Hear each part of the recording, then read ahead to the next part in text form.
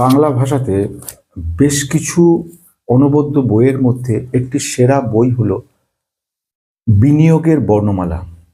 ভদ্রলোক বিপ্লব বাবু অসাধারণ একজন লেখক। সবচেয়ে বড় প্রশংসার ব্যাপার উনি কি করে উম, উনি কিন্তু ডবল এমএ এবং বিএড একজন স্কুল টিচার, কিন্তু সব থেকে বড় উনি এত সুন্দরভাবে বইটা লিখেছেন, এত সুন্দর ওনার কনসেপশনটাকে উনি সকলের সঙ্গে শেয়ার করেছেন। এটা দেখবার মতো। বইটার দাম প্রায় 600 টাকার মতো দাম রয়েছে। খুব ভালো বই। যদি কেউ জানতে চান, শিখতে চান, এই বইটা কিনতে পারেন, দেখতে পারেন বইটা নিয়ে। আমি আজকে যে বিষয়টা বলবো সেটা হচ্ছে গোটা বইটার ছোট করে একটা ডাইজেস্ট করেছি। ডাইজেস্ট করে সেটা কিন্তু বলার চেষ্টা করছি। অসম বাংলা ভাষাতে মানে ভালো বই যদি কোনো খোঁজার থাকে, তাহলে একটি নির্দ্বিধায় এই বইটাকে কিন্তু বলা যায়। আমি একজনকে বইটা দেব, সবাইকে দিতে তো পারবো না, স্বাভাবিক ঘটনা। একজনকে আমি বিনা পয়সায় দেব গিফট হিসেবে। আম, এমনই একজনকে দিতে চাইছি যিনি সত্যি অভাবে রয়েছেন বা আর্থিক প্রবলেম, অথচ শেয়ার মার্কেটে জানতে চাইছেন। সেই জন্য একদম বিনা পয়সায় আমি তার বাড়িতে বইটা পৌঁছে দেবো। এবং যে ভাড়া এবং যে দাম সবটাই কিন্তু আমি বিয়ার করি। এটা আমার কাজের মধ্যে একটা পড়ে, এর জন্য সঙ্গে কোনো সম্পর্ক নেই, অন্য কিছু।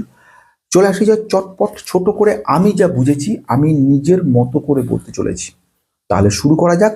ফার্স্ট অফ অল, আজ আমরা জানবো টাকা খাটালে কিভাবে টাকাটা আমাদের কাজে লাগবে, অর্থাৎ এই যে বিনিয়োগটা আমরা করছি কত সহজে কত সুন্দর করে আমরা বিনিয়োগটা করতে পারি, এবং যার ফলে আমরা একটা বড় টাকা কিন্তু আমরা রিটার্ন পেতে পারি ব্যাংকের টাকার থেকে অনেক ভালো। তাহলে আসা যাক প্রথম অধ্যায়ের কথা। প্রথম যে কথাটা আমি বলবো সেটা হচ্ছে টাকা বনাম বিনিয়োগ। যেরকম কথা প্রথম যেটা বক্তব্য, টাকা জমিয়ে রাখলে অর্থাৎ যদি ব্যাংকে রেখে দেওয়া যায় তাহলে আমাদের ইনফ্লেশন এমন জায়গায় চলে গেছে যে সেটা কিন্তু আমাদেরকে ব্যাংকে রাখলে তার কোনো সুদ যেটা দিচ্ছে ফিক্সড রেখে, কোনো রেকারিং রেখে বা পোস্ট অফিসে রেখে, সেটা কখনোই মুদ্রাস্ফীতিকে কাটতে পারছে না। অর্থাৎ মুদ্রাস্ফীতি পরিমাণ ব্যাংকে রেখে দিলাম একটা জমি কিনে এবং সেইটা বিক্রি করে সেই টাকাটা আমার সারা জীবন খাইয়ে যাবে, এটা ভাবনা চিন্তা মারাত্মক ভুল। অর্থাৎ সেভিংসে টাকা না রেখে সেটা শেয়ার বাজারে ইনভেস্ট করুন। তাহলে এক নাম্বার কথা কি, টাকা বনাম বিনিয়োগ। তাহলে টাকা ব্যাংকে না রেখে বিনিয়োগ করার কথা বলা হচ্ছে। 2 নম্বর, রিস্ক না নিলে রিওয়ার্ড পাওয়া যায় না। অর্থাৎ যতক্ষণ না আপনি রিস্ক না নেবেন ততক্ষণ আপনি পুরস্কৃত হবেন না। রিস্ক এবং রিওয়ার্ড দুটোই কিন্তু অঙ্গাঙ্গিভাবে যুক্ত রয়েছে। আমি রিস্ক নিচ্ছি না অথচ আমি আশা করছি যে আমাকে বিরাটভাবে রিটার্ন পাবো, সেটা কিন্তু হয় না। সবচেয়ে কম রিস্ক কোথায়? ব্যাংকের বা পোস্ট অফিসে ফিক্সড করে রাখা এনএসসি কেভিপি এই ধরনেরগুলোতে। আর সবচেয়ে রিস্ক বেশি কোথায়?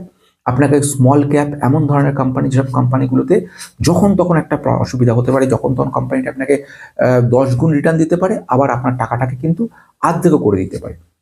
তাহলে এই ধরনের কাজ হচ্ছে ব্যাপার। যদি ফিক্সড ডিপোজিট করেন তাহলে কম ঝুঁকি কম রিটার্ন, আবার যদি শেয়ার বা মিউচুয়াল ফান্ডে যান সেখানে বেশি ঝুঁকি বেশি সম্ভাবনা রয়েছে। ঝুঁকি মানে জুয়া নয়, ঝুঁকি মানে একটা প্ল্যান্ড কি আনসার্টেনিটি বা পরিকল্পিত অনিশ্চয়তা বলা যেতে পারে। তাহলে এটা বোঝা গেল। 3 নম্বর পয়েন্ট যেটা বক্তব্য রাখা, যেটা বুঝেছি আমি বইটা থেকে, সময় হলো সব থেকে বড় শক্তি।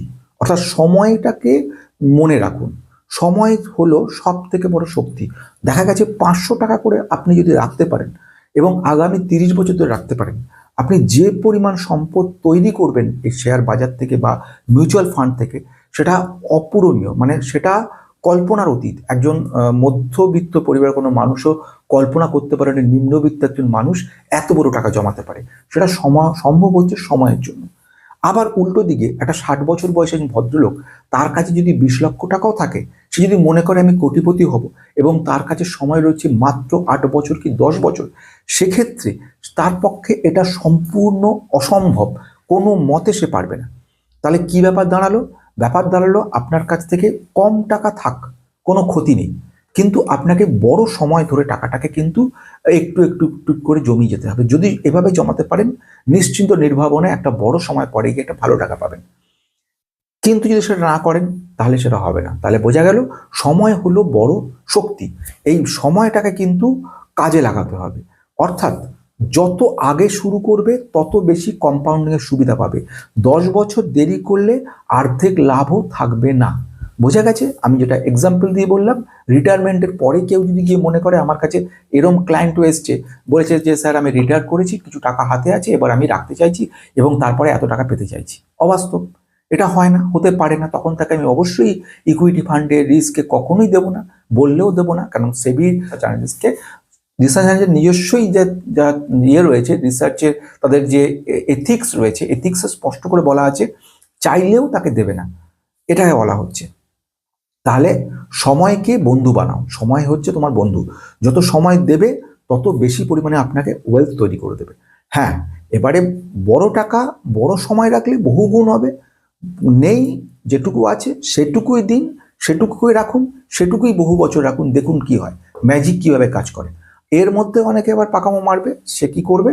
ওই টাকাটাকে তুলবে আর জমা দেবে, তুলবে জমা দেবে, কোথায় কোনায় রাখবে, কন্ট্রা ব্যান্ডের মতো করবে, যেখানে যেখানে কমছে সেখানে সেখানে তুলে রাখবে। এগুলো পাগলামো। আমি মনে করি নিজস্ব ব্যক্তিগত মতামত, সবটাই নিজস্ব। এখানে কিন্তু কোনো মতে এই সমস্ত আমি বলি না। এই ধরনের সম্পূর্ণ সুস্থভাবে রাখা এবং সুস্থভাবে একটা সময় পরে গিয়ে পাওয়া। তাহলে আমরা 3 নাম্বার শেষ করলাম। 4 নাম্বার, 3 নাম্বারে কি বলেছি? সময় হলো সব থেকে বড় শক্তি। 4 নাম্বারে আসবো, সব ডিমকে এক ঝুড়িতে রাখবে না। অর্থাৎ আমি যখনই যে টাকাটা রাখছি সে টাকাটা কখনোই আমি কিন্তু এভাবে রাখবো না যে একসঙ্গে। আমি বারংবার আমার পোর্টফোলিও অ্যানালিসিসে বলি যে ডাইভার্সিফাই করো, ডাইভার্সিফাই করো, ডাইভার্সিফাই। ডাইভার্সিফাই মানে শুধু ইকুইটি বলে না, ইকুইটির মধ্যে ডাইভার্সিফাই যেরকম করছো, auto sector, IT sector, etcetera etcetera, যেরকম auto, IT, FMCG, defence, rail, infra, এগুলোর মধ্যে ঠিক সেরমভাবে গোটা ইনভেস্টমেন্টের কিছু অংশ ব্যাংকে রাখো, কিছু পোস্ট অফিসে রাখো, কিছু প্রভিডেন্ট ফান্ডে রাখো, কিছু অংশ তুমি রাখো তোমার ইকুইটিতে, কিছু অংশ রাখো মিউচুয়াল ফান্ডে। মিউচুয়াল ফান্ডে ইন্ডেক্স ফান্ডে রাখো, রিটার্ন বেশি পাবে না কিন্তু একটা লং টার্মে রিস্কটা কম থাকবে। কিছু ব্যাংকে রাখো, হঠাৎ করে ইমার্জেন্সি পড়ে গেল, সেখানে কাজে লাগবে। তাহলে সব ডিম এক ঝুড়িতে নয়। শুধু শেয়ার বলে না, রিয়েল এস্টেট নয়, গোল্ড নয়, সব কিছুতে ডাইভার্সিফিকেশন ইজ ইকুয়াল টু নিরাপত্তা, এটা মনে রাখবে। 5 নাম্বার যে পয়েন্টটা বলতে চাই সেটা খুব ইন্টারেস্টিং পয়েন্ট, এবং সে পয়েন্টটা হচ্ছে আবেগ দিয়ে নয়, নিয়ম দিয়ে বিনিয়োগ করো। আবেগ দিয়ে নয়, নিয়ম নিয়ে বিনিয়োগ করো। কথা অর্থ কি? যেমন মনে করো টাটা মোটরসের বা কোনো ধরনের কোম্পানিকে, যেসব কোম্পানিগুলোতে শুধু নামের ওপরে চলছে কোম্পানিটা, শুধু নাম বলে না, যা রিটার্ন তার থেকে, যেরকম আমি বলতে চাই ফর এক্সাম্পল, কোনো কোম্পানির নাম নিয়ে এক্সাক্ট আমি বলতে চাইছি না, কোনো রেস্ট্রিকশন। টাটা মোটরস নিয়ে 2.5 বছর আগে অনেকে যখন পাগলামো করছিল, তখন আমি টাটা মোটরসে ইনভেস্ট করিনি। আমি সবাইকে, আমার ক্লায়েন্টদের বলেছি মাহিন্দ্রা অ্যান্ড মাহিন্দ্রা, কারণ আমার কাছে মনে হচ্ছে Mahindra and Mahindra better, lucrative. এবং তার পরবর্তীকালে সত্যি দেখা গেল কারেকশন হলো, অনেক কিছু চললো, এবং যেটা হয়ে থাকে পরবর্তীকালে রিকভারি হয়েছে। এবং একটা সময় আমার বন্ধুরাও ক্রস করেছে যে কত লস থেকে কোম্পানিটা উঠে আসছে টাটা মোটর, কত কিছু। আমি বলছি টাটা বলে নয়, আমি বলছি আমি রিটার্নটা কোথায় পাবো। আমার আবেগ কাজ করবে না, আমার কাজ করবে কি, আমার যে যুক্তি আমার সঙ্গে কাজ করবে। অর্থাৎ আবেগ দিয়ে নয়, নিয়ম দিয়ে বিনিয়োগ করো, যুক্তি দিয়ে বিনিয়োগ করো। অর্থাৎ কোনো বড় কোম্পানি বললো, আমি সেখানে ইনভেস্ট করলাম, নাম করা কোম্পানি, তারপর দেখা গেল নামের জন্য কোনো কাজ হলো না, এটাতে কোনো লাভ নেই। তাহলে কি হলো? প্রথম ঘটনা হলো, কোনো কোম্পানি বা কোনো ক্ষেত্রে কোনো একটা স্টক রয়েছে 10 টাকা, সেটা গিয়ে 1000 টাকা হবে। কোনো একটা 3 টাকা যে পরে গিয়ে টাইটান হবে, যেরকম রাকেশ ঝুনঝুনওয়ালার ক্ষেত্রে হয়েছিল। সেই ধরনের লোভ নিয়ে যেন এই মার্কেটে কেউ এলে কিন্তু আলটিমেটলি একটা বড় ফাঁদের মধ্যে পড়ে যাওয়ার সম্ভাবনা থাকে। তাহলে আবেগ দিয়ে নয়, নিয়ম দিয়ে বিনিয়োগ করার চেষ্টা করতে হবে। অর্থাৎ লোভ এলে সেখানে কিনবে না, ভয় এলে বিক্রি করবে না। রুল রাখো, ইমোশনের সঙ্গে কোনো মতে কিন্তু কম্প্রোমাইজিং হবে না। অর্থাৎ দেখা গেল এমন অবস্থা হলো যে কোম্পানিটা পড়তে শুরু করেছে, হঠাৎ করে দেখা গেল অনেকটা পড়ে গেছে, তখন শুধু এই চিন্তা ভাবনা মাথায় থাকে যে এবারের কোম্পানি থেকে কিছু রিটার্ন হবে না, কোম্পানিটা পড়ে যাবে, এরপর কোম্পানিটা শেষ হয়ে যাবে। সেই চিন্তা ভাবনাটাও যেরকম ভুল বলে সেল করা উচিত না, সেরকম কোনো কোম্পানি 5 টাকা, 10 টাকা, 15 টাকা আগামী দিনে হাজার হাজার রিটার্ন দেবে এই মনে করে কিনছি, সেরকম কাজও যেন না হয়। কোনো বড় কোম্পানির ফেমের উপরে যেন নির্ভরশীল না হতে হয়। তাহলে 5 নাম্বার শেষ হলো এই বলে, আবেগ দিয়ে নয়, নিয়ম দিয়ে বিনিয়োগ করে যাও। 6 নম্বর, এসআইপি। এসআইপি হলো সাধারণ মানুষের সুপার পাওয়ার। অর্থাৎ এসআইপির অর্থাৎ সিস্টেমেটিক ইনভেস্টমেন্ট প্ল্যান। আমি দেখেছি অল্প অল্প বহু মানুষকে, মানে যারা আমার ক্লায়েন্ট ছিল আজ থেকে প্রায় 11 বছর, 12 বছর, 15 বছর আগের কথা বলছি, আমার ক্লায়েন্ট কিন্তু এমন এমন লোক রয়েছে, যেহেতু আমার অতি সামান্য ফিস, ছোট ছোট কোম্পানিতে কাজ করা, অ্যাকাউন্টেন্ট, কোনো জায়গায় সাইকেলের দোকানে কাজ করা, কোনো একটা জায়গায় ছোটোখাটো যারা 10,000 20,000 টাকা মাইনে বা 15,000 টাকা মাইনে চাকরি করছে, তারা এসে বলছে আমার পক্ষে কিন্তু দাদা সম্ভব না, বেশি টাকা আমি 1,000 টাকা করে রাখবো, এর বেশি পারবো না। অনেক হাউসওয়াইফ তারা এসে বলছে, তারা বলছে যে দাদা আমি কিন্তু হাত খরচা পাই মাত্র 500 টাকা, তাহলে আমি সেখানে 5,000, 10,000, 20,000 করে পারবো না। আমার পোর্টফোলিও 10 লাখ 20 লাখে, আমার পোর্টফোলিও কোটি কোটি টাকার নয়, সুতরাং আমার পোর্টফোলিও ওইটুকুই ক্ষমতা, আমি এর বেশি পারবো না। তাদের জন্য বলা এসআইপি। এসআইপি হলো একটা আশীর্বাদ, সিস্টেমেটিক ইনভেস্টমেন্ট প্ল্যান। এখানে তোমাকে একটা রুলস, আপনাকে একটা রুলের মধ্যে ফেলে দেবে, আপনাকে প্রতি মাসে 100 টাকা করে হলেও জমা দিয়ে যেতে হবে, এমন করা থাকবে, ব্যাংকে ম্যান্ডেট করা থাকবে, অটোমেটিক মাইনে হবে যেদিন 1 তারিখে, তো 2 তারিখের মধ্যেই কিন্তু টাকাটা কেটে নিয়ে নেবে সঙ্গে সঙ্গে। ফলে জানতেও হবে না, ঝামেলাও নিতে হবে না, এই মাসে ওই মাস সেই মাস কোনো কিছু নেই। অল্প টাকা রাখুন, লোভ নেই, অল্প টাকা 2,000 1,000 টাকায় রাখুন, কিন্তু একটা বড় লং টার্ম ধরে সে টাকাটা থাকতে থাকতে সেটা কিন্তু একটা বড় সুবিধা তৈরি করবে। মাসে মাসে অল্প অল্প করে জমা দাও, মার্কেট পড়লে সে 1,000 টাকার বদলে ইউনিট পাবে বেশি, মার্কেট উঠলে ইউনিট পাবে কম। আবার ব্যাপারটা বুঝিয়ে বলি, এখানে ব্যাপার হচ্ছে জাস্ট ফর এক্সাম্পল ন্যাবের কনসেপ্ট চলে আছে, পুরোটা যদি 100 হয়, ন্যাব হলো 10। এবারে পুরোটা যখন বাড়ছে কমছে কোটা শেয়ারটার দাম, আলটিমেটলি বা শেয়ারগুলো একসঙ্গে মিলিয়ে যে দাম, ফলে ন্যাব কখনো বাড়ছে কমছে, যখন শেয়ারের দাম পড়ে যায় তখন আমরা কিন্তু বেশি ইউনিট পাই, ন্যাব পড়ে গেছে। জাস্ট ফর এক্সাম্পল যখন শেয়ার দাম পড়ে যায় তখন, যখন শেয়ার নর্মাল থাকে 10 টাকা করে ন্যাব, ফলে 100 টাকা জমা দিলে 10টা ইউনিট তুমি পাচ্ছ। কিন্তু যখন শেয়ারটা পড়ে গেল, ন্যাব চলে এলো 5-এ, যেই 5-এ হয়ে গেল, আগে তুমি 10টা ইউনিট পেতে, এখন 20খানা করে ইউনিট পাচ্ছ 1,000 টাকাতে। তাহলে বোঝা গেল, আবার যখন ওপরে উঠে গেল তখন পাচ্ছ 5টা করে। তার মানে মার্কেট পড়ছে উঠছে, পড়ছে উঠছে, তোমার ইউনিট কিন্তু বাড়ছে কমছে বাড়ছে, আলটিমেটলি এটা গিয়ে একটা বড় পরিমাণে চলে আসছে। এইগুলো হচ্ছে এসআইপি ব্যাপার। মার্কেট পড়লে বেশি ইউনিট কিনতে পারবে, আর মার্কেট বাড়লে কম ইউনিট। লং টার্মে এটাকে একটা জাদু বলা হয়, অষ্টম আশ্চর্যের মধ্যে ফেলা হয়। চলে আসি 7 নাম্বার পয়েন্ট, লক্ষ্য ঠিক না করলে বিনিয়োগ অর্থহীন। অর্থাৎ তোমার যদি লক্ষ্যটা না থাকে, টার্গেট ঠিক না থাকে, তাহলে তোমার বিনিয়োগটা কিন্তু অর্থহীন হয়। বহুবার এর আগে বলেছি কথা নিয়ে, বহুবার, হাজার হাজার বার বলে মুখ ব্যথা হয়ে গেছে। যখনই তুমি আসছো, যেদিনই তুমি ইনভেস্টমেন্ট শুরু করছো, 100 টাকা হোক, 1,000 টাকা হোক, 10,000 টাকা, সেদিন একটা লক্ষ্য রেখে দিচ্ছ। যদি লক্ষ্যটা তোমার না থাকে তাহলে আলটিমেট তোমার কাজে দেবে না। জাস্ট ফর এক্সাম্পল বলছি, কেউ রিটায়ারমেন্টের জন্য একটা লক্ষ্য তৈরি করেছে, সে সেই মতো করে টাকাটা জমা করে যাচ্ছে। কেউ মেয়ের বিয়ের জন্য খরচ করতে যাচ্ছে, আজ থেকে 10 বছর পরে গিয়ে তার একটা বড় টাকা লাগবে, 30 লক্ষ টাকা, 20 লক্ষ টাকা, সেই মতো করে সে এখন কিন্তু 10,000 টাকা কি 15,000 টাকা করে প্রতি মাসে করে জমিয়ে চলেছে। তাহলে এইটা লক্ষ্য রাখতে হচ্ছে। তার মানে লক্ষ্য ঠিক না রাখলে কি হবে, আমি এরকম অজস্র দেখেছি, ঠিক করেছে, তারা 2-3 বছর চালিয়ে গেছে, চতুর্থবারের বার নিজেরাই বুঝতে পারছে না কি করব, বিক্রি বাট্টা বেচে বুঝে সব নিয়ে আবার কোথায় কোথায় দিয়ে সব শেষ করে দিয়েছে। তো লক্ষ্যটাকে ঠিক রাখবে যে আমি কেন, বাড়ির জন্য কি, কিংবা অবসরের জন্য কি, এটা কিসের জন্য লাগতে চাইছি, তো সেই মতো করে একটা বিনিয়োগ তৈরি করতে হবে। অর্থাৎ প্রথমে গোল, তারপরে প্ল্যান, তারপরে ইনভেস্ট করো, এইটা হচ্ছে নিজে। 8 নাম্বার হচ্ছে সব থেকে বড় কথা, 8 নাম্বার কথা উনি বলছেন যেটা, সেটা উনি বলছেন যে নিজের ওপর বিনিয়োগ করো। এটা আমি নিজের মতো করে বলছি, নিজের উপর বিনিয়োগ করার কথার অর্থ হচ্ছে এমন কিছু শেখো বা এমন কিছু জানুন, যেটা জানার পরে আপনি এটা নিয়ে কাজ করতে পারবেন। জাস্ট ফর এক্সাম্পল দিচ্ছি, কোনো একজনের কথা নিয়ে বলতে চলেছি, সে চাকরি করছে, কিন্তু চাকরির সঙ্গে সঙ্গে সে কিন্তু আপডেটেড করছে নিজেকে এমন একটা বিষয়, যে সে বিষয়টা সে প্যারালালি সাইড বাই সাইড কাজ করতে পারবে। জাস্ট কোনো একজনের কথা নিয়ে যদি বলি, সে চাকরি করছে কিন্তু তার ফ্যাসিনেশন রয়েছে অ্যাস্ট্রোলজি। সে কি করছে, প্যারালালি অ্যাস্ট্রোলজির উপর পড়াশোনা করছে, এবং সেখানে বেশ 2-3টি জায়গায় সে কিন্তু ভালো টাকা ঢেলেছে, 20,000, 25,000, 30,000, কারণ সে জানে যে এই বিনিয়োগ যেটা করছি নিজের ওপরে, সেটাও কিন্তু বড় লেভেল কাজ। যেমন কোন এক ভদ্রলোক, সে নিজের একজন টিচার, সে নিজের পড়াশোনা নিজে, সে কিন্তু তবুও সে পড়াশোনা করে চলেছে এই সাবজেক্টের উপর। কেন, ভবিষ্যতে সেই সাবজেক্টটা নিয়ে থাকবে, কিছু না হোক নিজের একটা তো স্যাটিসফ্যাকশন আসবে।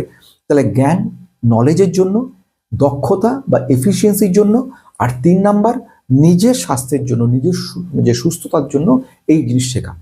একজনের গান শেখার ইচ্ছে রয়েছে, ভালো জায়গা থেকে শিখছে, ভবিষ্যতে গিয়ে সেটার উপরে সে কাজ করবে।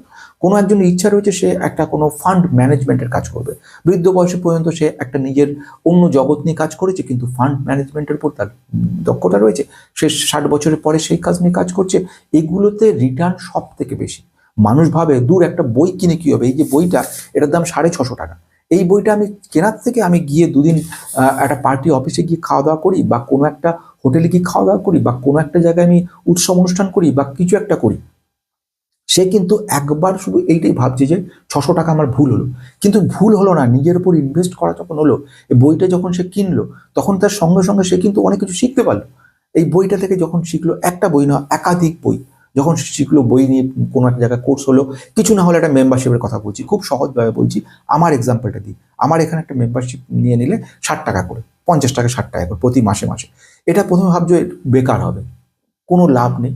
কিন্তু যখন তুমি একটু শিখছো, জানছো, এডুকেশনাল মেম্বারশিপ নিয়ে রাখছো, দরকার পড়লে একটা কোর্স করার চেষ্টা করছো, স্যার আপনি কোর্স করেন কিনা বা কিছু হয় কিনা, আলটিমেটলি নিজের জ্ঞানটা বাড়ছে, সেটা কিন্তু সবচেয়ে বেশি রিটার্ন দেবে 2 বছর পরে, 5 বছর পরে।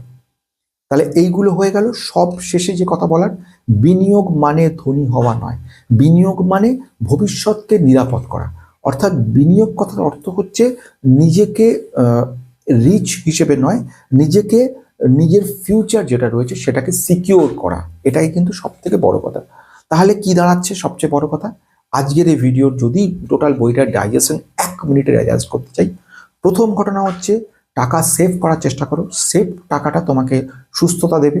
2 নম্বর, ইনভেস্ট করো এমন জায়গাতে যেখানে করলে তোমার রিটার্নটা ইনফ্লেশনের বেশি হয়। 3 নাম্বার হচ্ছে রিস্ক ছাড়া রিওয়ার্ড হয় না, যখনই পুরস্কার পেতে গেলে তার জন্য তোমাকে ঝুঁকি নিতেই হবে। 4 নাম্বার হচ্ছে রিস্ক যখন নেবে, রুল তৈরি করে নেবে, অর্থাৎ এমনভাবে বিনিয়োগ করবে, সিস্টেমেটিক ওয়েতে করবে। সময়টা সবচেয়ে বড় শক্তিশালী, সময়টার দিকে মনোযোগী হও, সময় যত ঠিকঠাক রাখবে ততটাই সুন্দরভাবে কাজ করতে পারবে, বড় সময় ধরে বড় কাজ করতে পারবে। পরবর্তীকালে 6 নম্বর, এসআইপি হলো একটা আশীর্বাদ সাধারণ গরিব মানুষদের জন্য, যার মাধ্যমে তারা কিন্তু বড় কিছু করতে পারবে। 7 নাম্বার, এটা একটা জাদু তৈরি করে, এই জাদু হচ্ছে এমন যে বিনিয়োগের জাদু, যেখানে ইনভেস্ট করলে বড় সময় ধরে বড় টাকা পাওয়া যেতে পারে। আবেগ ছাড়া বিনিয়োগ করার চেষ্টা করুন, কোনো রকম ইনফ্লুয়েন্সের মধ্যে নয়, নিজে থেকে। তাহলে আজ থেকে শুরু করো, অল্প অল্প করে নিয়ম করে দীর্ঘ সময়ের জন্য বিনিয়োগ করো। বোঝা গেল আজকের মতো?